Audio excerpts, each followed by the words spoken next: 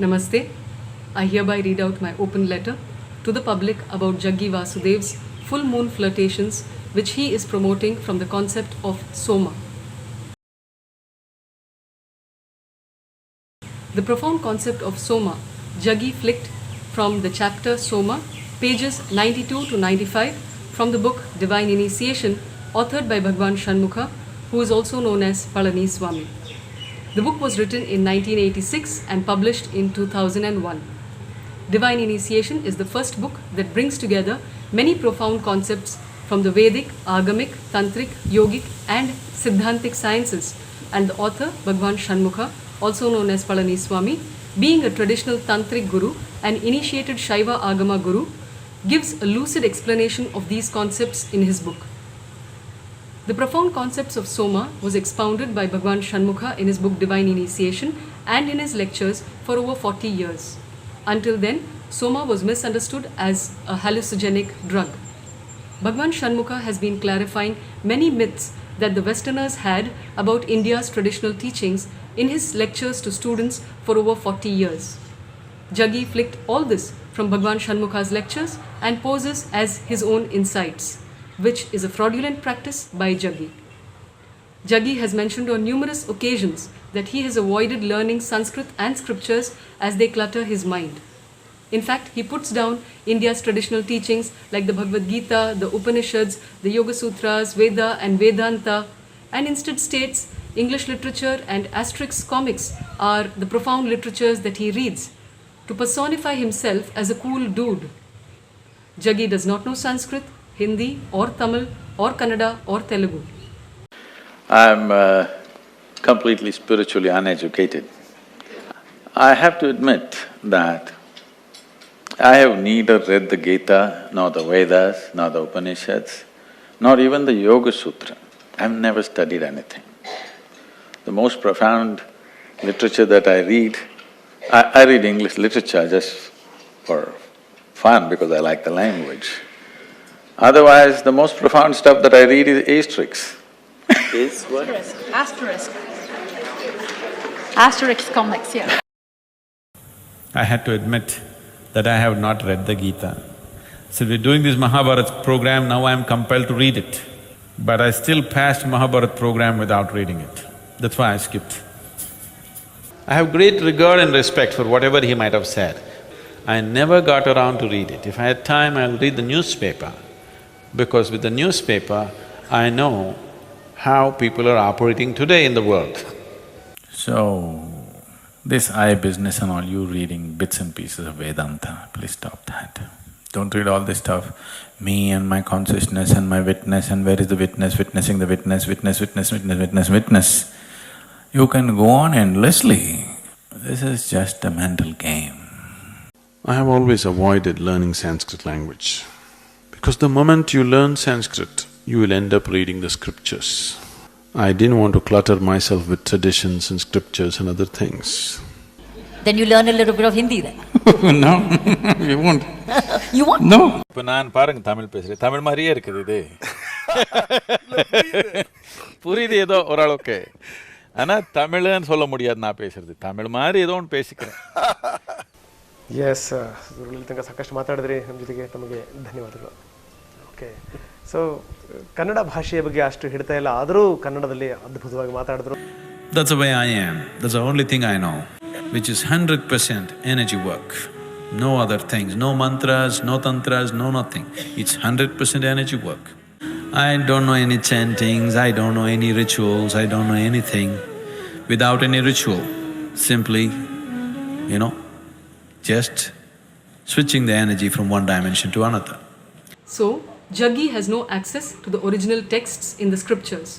The profound concepts which Jaggi has flicked, like Vibhuti, Akasha, Prana, Karma, Soma, Mantra, Tantra, Yantra, Dharma, sutras elucidated from the Rig Veda, Atharva Veda, Yajur Veda, Sama Veda, and the topics on the divinities like Skanda, Devi, Krishna as a complete incarnation of the divine, Shiva, Rudra, Linga, Bhairava, Gayatri, Avataras and many more were brought together and lucidly explained in English for the first time in the book Divine Initiation, published in 2001. and in the lectures by Bhagavan Shanmukha, who is also known as Palani Swami. In spite of our request to Jaggi Vasudev to stop flicking the works of Bhagavan Shanmukha and repackaging them in his talks, Jaggi continues to flick content from books, videos and lecture notes of Bhagavan Shanmukha, who is also known as Palani Swami. In fact, Isha Upayoga, Jaggi flicked and repackaged from the Upa-asana practices taught by Bhagavan Shanmukha for over 40 years. The following video clip is from an interview of Bhagavan Shanmukha by Swami Krishna Prasad in Goa in 2011. This whole standing posture is to culture body alignment, like slowly we move the body structures bit by bit into aligning itself. Right. And then in the long run, by doing this, we also culture the bone density. Okay. Because The structure of the bones and become yes, more the bones. healthier, Yeah, yes. yeah, okay. And so we use this, what we call upasana or vyayama for this reason, because it is actually preparing one to go into the asanas, and the asanas, which we will do after, which will go into culturing the prana or chi. Okay. So Yeah, they are energy. the energies, Yeah, the energy system. Jaggi Vasudev flicked the Upa-asana concept from Bhagavan Sri Shanmukha, also known as Palani Swami, and changed the terminology to Upa-yoga to cover up his dishonesty. So instead of trying yoga, I would say, if somebody wants to rapidly learn something, there is a dimension of yoga which is called as Upa-yoga. That means it's pre-yoga or sub-yoga. Also, Isha Hatha Yoga Teachers Training Module, which Jaggi claims to have himself devised, Jaggi actually flicked from the traditional Tantra Yoga taught by Bhagavan Shanmukha for over 40 years. In the YouTube channel Guru of Sadguru, Jaggi's many shadow areas are exposed, which go unnoticed in his regular talks because he covers up in his talks by flicking from the works of Bhagavan Shanmukha. The videos in that channel expose the many claims of Jaggi and proves them as false claims based on facts, analysis and evidence. The factual evidence is that Jaggi met Palani Swami, who is also known as Bhagavan Shanmukha, in the 80s in Mysore. Jaggi had come to Bhagavan Shanmukha with a lot of problems, both psychological and physiological. Jaggi was a drug addict. Jaggi's enlightenment claim is false. Jaggi's past life sadhana claim is false. Jaggi's claim that he is a yogi is false. Jaggi's claim that he is a Sadguru is false. Jaggi's claim that his wife attained Mahasamadhi is false. Jaggi does not have the slightest idea about the authentic science of Mahasamadhi. Jaggi was legally charged for the murder of his wife by his own father-in-law. Jaggi seizes every opportunity to exploit the crack lines in the Indian community for his political motives to sell spirituality and build his empire of Isha Foundation. And this is a very evident thing in all his campaigns, be it Kaveri Calling, Rally for Rivers, or his new Free Tamil Nadu Temples campaign. There are many litigations on Jaggi in the courts of Tamil Nadu and Karnataka for his frauds. With all this, Jaggi Vasudev proves to be a force of evil. Being a guru is out of question. Innocent spiritual seekers are being implicated in the karma of a dishonest, fraudulent and manipulative Jaggi who is implicated in crime. Jaggi says full moon flirtations. The title itself is a concoction. Satsangs are of true value only in the presence of the wise and not in the presence of evil beings who are implicated in crime. Please note that the full moon can direct your potential better if you study a few verses from the scriptures and then sit in silent meditation and contemplation with yourself, rather than entertaining any online discourse with a fraudulent Jaggi who only misleads people into a confused state of spirituality. The people of Tamil Nadu have come together to take legal action against Jaggi's exploitative and manipulative ways. Here is the video from a recent press meet in Tamil Nadu. கடந்த March 21 அன்று தேனி மாவட்டம் குச்சனூரில் நாங்கள் எல்லாம் கூடி தெய்வத்தமிழ் பேரவை என்ற ஆன்மீக அமைப்பை உருவாக்கியிருக்கிறோம். ஆன்மீகத்தில் உள்ளவர்கள் தமிழர் ஆன்மீகம், சிவநெறி, திருமால் நெறி, நாட்டுப்புற தெய்வங்கள், குல தெய்வங்கள் என்று பன்மைத்தன்மை உள்ள தமிழர் ஆன்மீகத்தில் அவர்களெல்லாம் ஒருங்கிணைத்து தமிழர் ஆன்மீகத்தை தமிழ் மரபுப்படி பாதுகாக்க வேண்டும் என்ற நிலையில் உருவாக்கப்பட்டது தெய்வத்தமிழ் பேரவை. இந்த பேரவையினுடைய கூட்டம் இன்றைக்கு செயற்குழு கூட்டம் இன்று காலை 10 மணிக்கு சென்னையில் இங்கே நடந்தது. ஐயா பதினெண் சித்தர் மட பீடாதிபதியாக விளங்கக்கூடிய ஐயா மூங்கிலடியார் அவர்கள் தலைமையிலே இவர்கள்தான் இந்த கூட்டம் நடந்தது. தெய்வத்தமிழ் பேரவையின் ஒருங்கிணைப்பாளராக என்னை பே மணியரசன் என்னை தேர்வு செய்திருக்கிறார்கள். இந்த உடனடி சிக்கல்கள் என்ற செய்தியில் தமிழ்நாட்டு கோயில்களுக்கு ஆபத்தை உண்டாக்கக்கூடிய வகையில் இந்த கோயில்களை கைப்பற்ற வேண்டும் என்ற நோக்கத்தோடு ஜக்கி வாசுதேவ் என்பவர் ஈஷா மையத்தினுடைய தலைவராக உள்ளவர் களம் இறங்கியிருக்கிறார். பலர் அவரை களம் இறக்கி விட்டிருக்கிறார்கள். அவர் தமிழ்நாடு அரசின் இந்து அறநிலையத்துறையை கலைத்துவிட்டு கோயில்களை பக்தர்களிடம் ஒப்படைக்க வேண்டும் என்று முன்மொழிவு செய்தார். அவருடைய முன்மொழிவை காஞ்சி சங்கராச்சாரியார் விஜயேந்திர சரஸ்வதி அவர்கள் வழிமொழிந்து ஆமாம் ஆமாம் இவற்றையெல்லாம் கலைத்து விட வேண்டும், இந்து அறநிலையத்துறையை கலைத்து விட வேண்டும் என்று அவர் அறிக்கை கொடுத்திருக்கிறார். இது மட்டுமின்றி கோயில்களுக்குள் சென்று ஈஷா மையத்தைச் சேர்ந்தவர்களை ஆர்ப்பாட்டம் செய்ய சொல்லி இந்து அறநிலையத்துறையை கலைக்க வேண்டும் என்று ஆர்ப்பாட்டம் அவர்கள் நடத்தியிருக்கிறார்கள். இந்து அறநிலையத்துறை காலதாமதமாக விழித்து கொண்டு அப்படியெல்லாம் அனுமதிக்கக்கூடாது, அவர்கள் மீது காவல்துறையில் புகார் கொடுங்கள் என்று சொல்லியிருக்கிறது. இந்த நிகழ்ச்சி போக்குகள் நடந்து கொண்டிருக்கின்றன. இது தமிழர் ஆன்மீகத்திற்கு இந்து மதம் சார்ந்த சிவநெறி, வைணவ நெறி, மற்ற பல்வேறு ஆசிவகம், மற்ற பல்வேறு நெறிகள், அதை ஒட்டி வளர்ச்சியடைந்த கருவூரார் வழி, வைகுண்டர் வழி, வள்ளலார் வழி என்று ஆன்மீக சீர்திருத்தமும் எழுச்சியும் பன்முகத்தோடு காலத்துக்கு காலம் தமிழர் ஆன்மீகத்தில் வளர்ந்து கொண்டிருக்கிறது. சமத்துவம் நோக்கம் கொண்டது. இதற்கு ஆபத்து இவற்றையெல்லாம் தனிநபர்களிடம், வர்ணாசிரமவாதிகளிடம் ஒப்படைக்க வேண்டும் என்ற உள்நோக்கத்தோடு தான் இவர் ஜக்கி வாசுதேவை களமிறக்கி விட்டிருக்கிறார்கள் என்ப செய்தி தெரிகிறது. அவர் RSS அமைப்பைச் சேர்ந்த அர்னாப் கோஸ்வாமி அவர்கள் நடத்தும் ரிப்பப்ளிக் தொலைக்காட்சியில் ஒரு அரை மணி நேரம் பேசினார் ஜக்கி வாசுதேவ். அதிலே அவர் தமிழ்நாட்டுக்கு ஒரு 5 கொள்கை திட்டம் வைக்கிறார். ஆன்மீகத்தில் மட்டுமில்லை, அவர் காவேரிக்காக தண்ணீரை கர்நாடகத்தில் கேட்க வேண்டாம், மரம் நடுங்கள் மழை வரும் என்று மடை மாற்றி காவேரி கூக்குரல் என்ற ஒரு இயக்கத்தை நடத்தி தொடங்கி வைத்து தமிழர்களுக்கு எதிரான, தமிழ்நாட்டு உரிமைக்கு எதிரான அந்த திட்டத்தை தமிழர்களையெல்லாம் ஆதரிக்க வைத்து, தமிழ்நாட்டு முதலமைச்சர், தமிழ்நாட்டு ஆளுநரை எல்லாம் அவரை ஆதரிக்க வைத்து காவேரி கூக்குரல் என்று ஒரு நடத்தினார். 12 மாதமும் காவேரியில் தண்ணீர் ஓடும், இந்த மரங்களை நட்டால் ஒருவருக்கொருவர் நீங்கள் சண்டை போட வேண்டியதில்லை என்று கர்நாடகம் தமிழ்நாட்டுக்கு தர வேண்டிய தண்ணீரை மடைமாற்றி அதை கேட்க வேண்டியதில்லை, மரம் நடு என்று மடைமாற்றக்கூடிய தந்திரத்தில் சூழ்ச்சியில் அவர் இறங்கினார். நம்ம மக்கள் புரிந்து கொள்ள முடியவில்லை. 1970களில் கங்கையை கொண்டு வருகிறோம், காவேரியை கர்நாடகத்திடம் காவேரி தண்ணீர் கேட்காதே என்று ஒரு சூழ்ச்சி தமிழ்நாட்டில் நிலவியது. அதை போல இவர் மரத்தை நடு மழை வரும், கர்நாடகத்திடம் தண்ணீர் கேட்காதே என்று ஒரு சூழ்ச்சியை செய்தார்.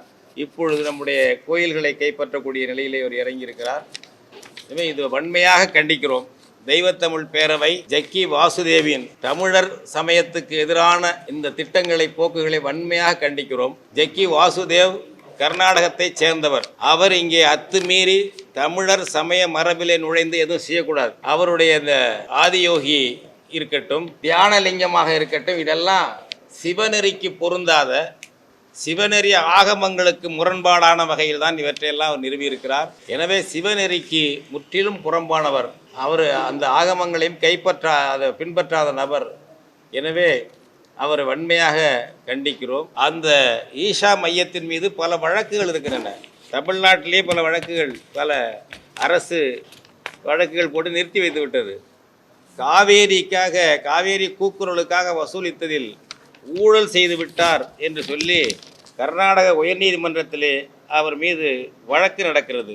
அந்த வழக்கு என்னையெல்லாம் தாங்கள் இந்த ரிட் பெட்டிஷன் நம்பர் 43414/2019 GMPIL என்ற நம்பரெல்லாம் கொடுத்துருக்குறோம். உங்களுக்கு நகல் கொடுப்போம். 43414/2019 GMPIL என்ற நம்பரெல்லாம் கொடுத்துருக்குறோம். உங்களுக்கு நகல் கொடுப்போம். 43414/2019 GMPIL என்ற நம்பரெல்லாம் கொடுத்துருக்குறோம். உங்களுக்கு நகல் கொடுப்போம். 43414/2019 GMPIL என்ற நம்பரெல்லாம் கொடுத்துருக்குறோம். உங்களுக்கு நகல் கொடுப்போம். என்ன வழக்கு என்று ஒரு நகல் கொடுப்போம், அதை எடுத்துக்கொண்டு வந்து கொடுக்கிறார்கள். அதுபோல் அவர் மீது கர்நாடகத்திலையும் வழக்கு இருக்கிறது. தமிழக அரசும் சரி பல்வேறு நடவடிக்கைகளை எடுத்து அப்படியே நிறுத்தி வைத்து விட்டது. சுற்றுச்சூழல் ஒரு 109 ஏக்கரை ஆக்கிரமித்திருக்கிறது, ஈஷா மையம் ஆக்கிரமித்திருக்கிறது என்று தமிழ்நாடு அரசு நடவடிக்கை எடுத்து அதை மேற்கொண்டு தொடராமல் பல்வேறு செல்வாக்குகள் உட்பட்டு நிறுத்தி வைத்திருக்கிறது. இப்படி இந்த மாதிரி செய்திகளில் அவர் மீது குற்ற வழக்குகளை பதிவு செய்ய வேண்டும். ஒன்று, ஈஷா மையத்தை அரசுடைமையாக்கி அதை இந்து அறநிலையத்துறையின் கீழ் அதனுடைய கட்டுப்பாட்டின் கீழ் கொண்டு வர வேண்டும் என்று நாங்கள் தீர்மானம் போட்டிருக்கிறோம். இந்து அறநிலையத்துறையின் கீழ் உள்ள கோயில்களில் உள்ள குறைபாடுகளை நீக்குவதற்கு தமிழ்நாடு அரசு ஒரு தனி குழு அமைத்து பரிசீலித்து தக்காரை கொண்டு தக்க சான்றோர்களை கொண்டு ஒரு குழு அமைத்து எங்கெங்கே என்னென்ன பாதிப்புகள் இருக்குது, கோயில்கள் எங்கே ஒரு கால பூஜை நடக்கவில்லை, ஒரு கால பூஜைக்கு நிதி ஒதுக்கி இருக்கிறார்கள் தமிழ்நாட்டிலே, இந்து அறநிலையத்துறை ஒதுக்கி இருக்கிறது, அது நடக்கவில்லை, எங்கெங்கே சரியில்லாமல் இருக்கிறது என்பதை கண்டறிய தமிழ்நாடு அரசு ஒரு தக்க சான்றோரை கொண்ட ஒரு குழுவை போட்டு பரிசீலித்து பரிந்துரையை பெற்று இந்த குறைகளை நீக்க வேண்டும். இந்து அறநிலையத்துறையின் கீழே உள்ள கோயில்களில் நிர்வாகத்தில் உள்ள குறைகளை அல்லது அந்த வைதிக சடங்குகள் செய்வதிலே உள்ள குறைகளை என்னென்ன இருக்கிறதோ அவற்றையெல்லாம் நீக்க வேண்டும். அதற்கு ஒரு குழுவை அமைக்க வேண்டும் என்று நாங்கள் கோருகிறோம். அடுத்த தீர்மானம், தமிழ்நாட்டு கோயில்களில் குறிப்பாக இந்து அறநிலையத்துறையின் கீழ் உள்ள கோயில்களில் தமிழில் மட்டும்தான் அர்ச்சனை நடைபெற வேண்டும். கருவறையாக இருந்தாலும் சரி, குடமுழுக்காக இருந்தாலும் சரி, குடமுழுக்கு காலத்தில் நடத்தக்கூடிய வேள்வி சடங்குகளாக இருந்தாலும் சரி தமிழில் தான் நடத்த வேண்டும். நீதிமன்றத்துக்கு நாங்கள் தஞ்சை பெருவுடையார் கோயிலுக்காக போய் வழக்கு போட்ட பொழுது அவர்கள் சொன்னார்கள், தமிழ்நாடு அரசும் ஒரு பதில் மனு அஃபிடவிட் தாக்கல் செய்தது, நாங்கள் தமிழ் சமஸ்கிருதம் ரெண்டுலையும் செய்கிறோம் என்று சொன்னார்கள்.